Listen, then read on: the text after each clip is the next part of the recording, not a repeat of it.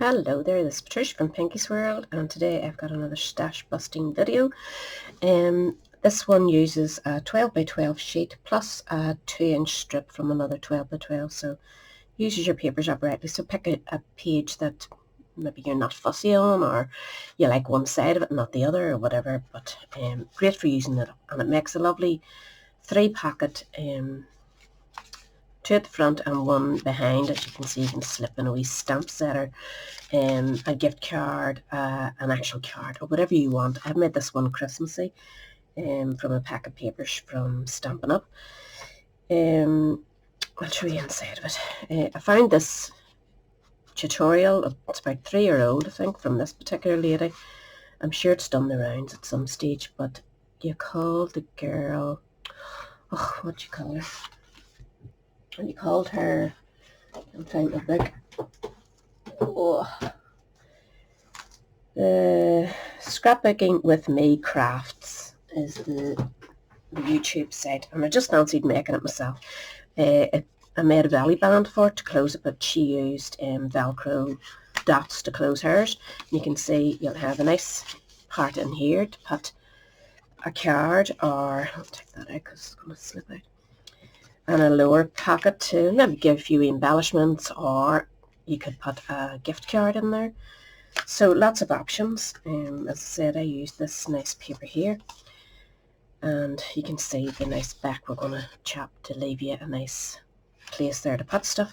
And I simply decorated just with a couple of snowflakes and a gem and a stamped Happy Christmas down below.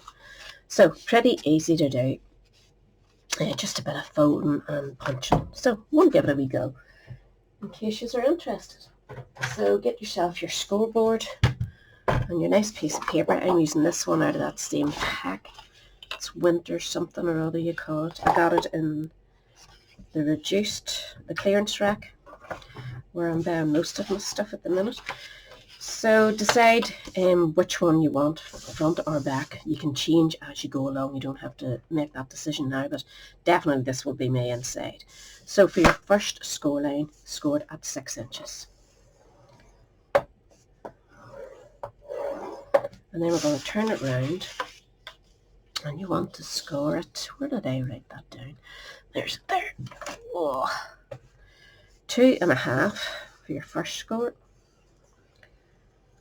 And just try and make sure that it's well butted up, that you're getting a nice straight line. So 2.5, and then 7, and then 10. Now, somebody pointed out to me recently, not all 12 by 12 papers are actually cut straight when you get them. So that's something to check out. I never would have thought of that. I expected them to be cut to the right size. So that's, sorry, I'm talking too much. So your first score line was 6 inches. Second, turn it round and score 2.5, 7 and 10. Can I move this out of the way? And then we're just going to do all our scores. And she recommends that, you see, definitely, look at that line. That definitely means that it's not full 6 inches, sure, doesn't it? When you score it in half. That's really bad. It's going to have me now looking at every sheet of paper that I go to, just to make sure. You could always trim it, I suppose, but I'm going to hope for the best here. Give them a good score. Score your 6 inch line. Looks okay. And then you want to score the half ones, which won't score particularly straight because you haven't your stuff glued down yet. So just keep working away at it.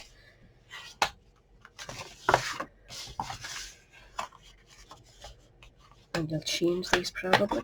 I'm going to flip them over the other side too, just to make sure they're scoring and sitting properly. As I say, nothing's lining up properly because it's not glued. So let's see, open this up and face the front of the paper. One side is 2.5 inches wide, keep it to your left. This one is 2 inches wide. So turn it so your 2 inches is down at the bottom, and we're going to cut along that first fold line there, just straight across, no up or down. We're not taking it out, we're just cutting it. So just follow your score line, pop it in your cutter, whichever you like to use.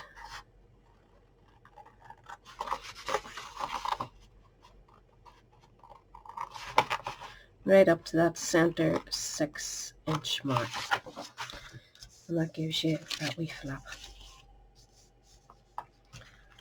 So we're going to now, this one here, this 6-inch part, 6-inch by, was it 4 or something, I'm not sure, but the biggest one in the center, you have a smaller one there, smaller one here, and a smaller one here. Take this one and go to the center of it, and I'll set that up, I can't see my center. I think that's about right, and we're just going to chop off a wee bit there to make that wee notch for the back, of your pocket. Right, so now we have this piece where we cut our flap, and we want to cut a wee notch between this one here, because that's our second wee pocket to the front. So just keep that out of your way, and again try and get to the center roughly, or you can measure it out if you're pernickety. Just chop that out so you've got a wee pocket. So now I want to turn these around. This one is going to be the top end of that. This is going to be the back, so flip them over. This one is going to be, I think I'm upside down actually. This one is going to be a pocket on the inside, and this is going to be our closure. So we need to glue this down first. So open your flap and glue that down. We're gluing that down fully, but don't go over your score line there.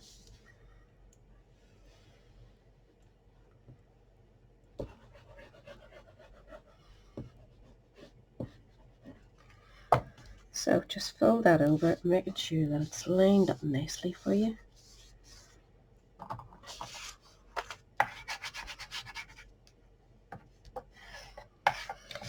Nice oozing glue. So just make sure that is taken before you start manipulating it. And I just don't like that nice line. But check your papers before you go for this, in case you're as bad as me and you have stuff that isn't lined up properly. Anyway, this one now will fold down, and because we just cut that across, we didn't take any off, I'm going to take a wee bit off this side and a wee bit of that. You can actually see the score line mark, and if you use that as your guide, it'll help you. So just hold it up and just cut just a wee fraction. You can see the score line. You'll see it on your own better than you can see it on mine. And cut it on the other side of that notch as well, up to that 6-inch score line.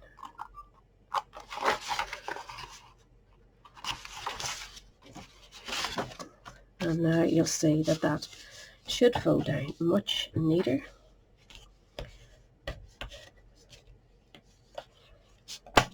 I'm very tempted to trim that off, but I'm going to keep going. So you've left yourself a nice wee bit of movement there with that wee gap. And now I want to corner off those to get a nice wee finish. I really need a bigger corner. Right, so that will be our first pocket. So you want to fold that up that way.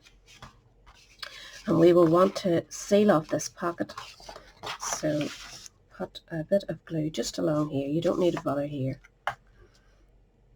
So just a wee line of glue on that piece that has the notch. Fold that back over. And just make sure it ticks.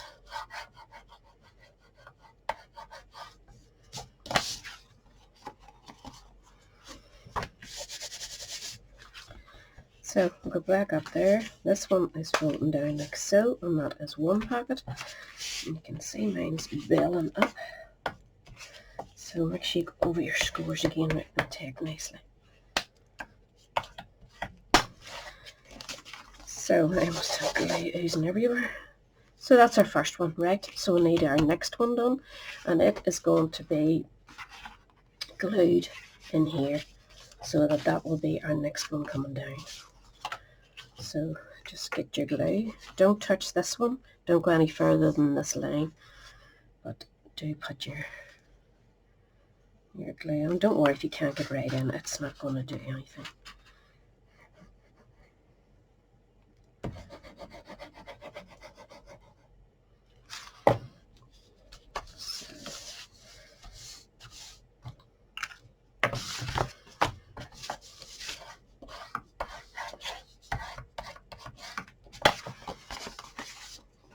Make sure it's nice and clear of your glue, and we're going to round those as well.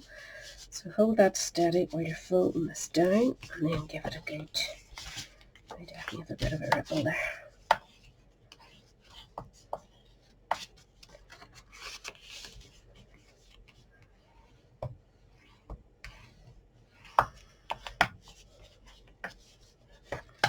So we want to round those corners off.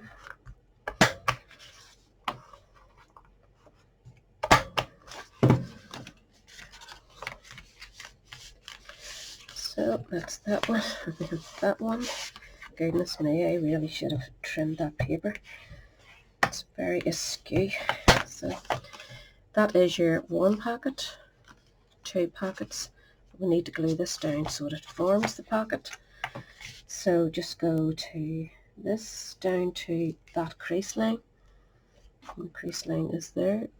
So just go down to it. And the same on this side.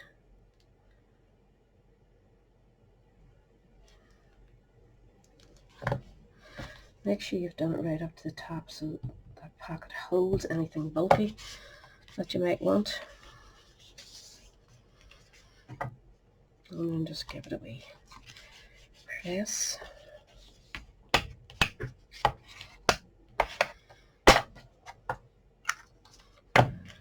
So there's one pocket which we want to take before we show off.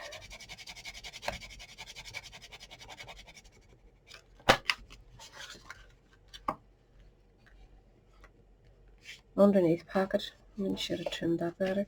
You get my gist. That one's the first pocket, this one's the next pocket, and this one is the back, and now you need a closure for it.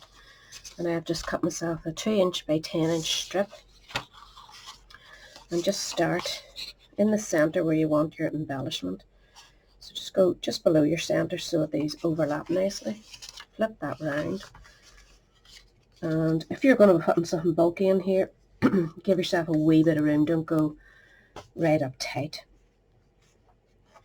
And if you find your wee corners are sitting out, if you haven't cut this crooked paper, I'm definitely going to check my papers the next time. You don't want any wee bits hanging out, but on saying that, when you put your embellishment on, it's going to cover that join. You're not going to see it at all. Like my join is in there somewhere, but you can't notice it. So just give it a wee bit of leeway, make it a bit puffy here, so that you know, mark that with your nail and you know to put your glue there. Just enough to hold it. And then decorate to your heart's content. Decide what you want to do with it. I might go with a big poinsettia or something on top of this one to bring out the colours. I want to keep this down a wee bit to give me lots of room. And that is it. That has allowed me to pop something in here, 2 things inside. I think I'll use the same paper for both and make wee separate cards, so I can give it, if you're giving money as a present, you could do that as like a slim bar of chocolate, maybe, you know, the wee Carmack bars you can get, they're so skinny, or those ones out of Lidl that I used last week. They're all great for slipping into these things that don't take up much room. Or a crafty friend could have wee bits and pieces, like a pack of I sent one recently, one of these envelopes to a friend, and gave her nice wee pearls or something at the back there, and a nice card, and then wee bits and pieces of embellishments. So it's a great wee pocket, a lovely idea, and you can check out that lady. What did I say you called her? The crafty, no, the scrapbook.